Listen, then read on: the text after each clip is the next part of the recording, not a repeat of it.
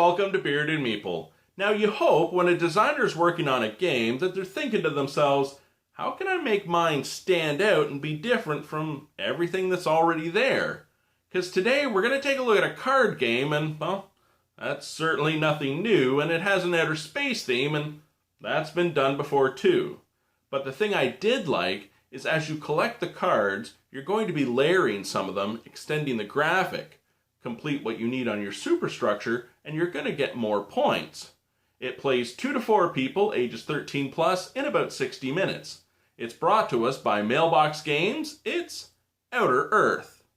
Let's take a look at it. In the game, each player gets a player aid. It's going to tell them where to set their cards, what their actions are, and change their amount of draw, build, and sell.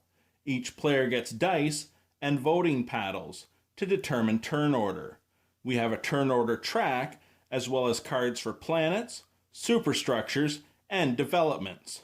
Let's take a look at the game. I'm going to give you a brief overview of the game, but you'll get the gist of it. The number of cards used is determined by the number of players. In the superstructure cards, you make 3 piles and flip the top card. You're paying attention to the colored icons and how they connect. This will get you additional points and modifiers based on the development cards that you build off the planets. When it comes to the planets, you lay out one more than there are players. On their cards, they'll have temporary modifiers for your dice. As you complete a card, it'll tell you the minimum number of cards you need to build off that planet, the pathways that need to be connected, as well as permanent modifiers for your dice. You can only hold 7 development cards in hand, so make sure you play them wisely. You use them as income and to build off the planets. Turn order is determined by bidding. Players will choose a paddle.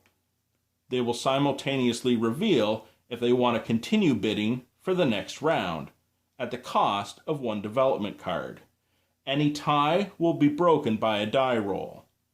As players bid for turn order, you will place the die on the turn order track for when you want to go. Phase 1 goes left to right. Phase 3 goes right to left. Players will be able to buy a planet at the cost of 1 development card. But just be careful that you don't get too many planets going, because if you have more than you can sell, you're going to have to pay a penalty. On the next phase, you have 3 action points per turn. Draw development cards, build on any planet, or sell a planet for profit. The amount you can do is determined by the die value. So as you draw cards, you have a hand limit of 7. As you build on a planet, remember to pay attention to the minimum number of cards that are going to need to be there and the connectors. And when you sell, keep in mind you want to keep an eye on the superstructure to get those bonus points. After so many rounds, the game will end if the planets are not able to be restocked or 2 of the superstructure piles run out. Whoever has the most profit is going to win. And that, my friends, is Outer Earth. Now, if you know me and the type of games I like, it's a no-brainer that I was going to enjoy this one too. Primary colors, collecting cards to build things. I really enjoyed it.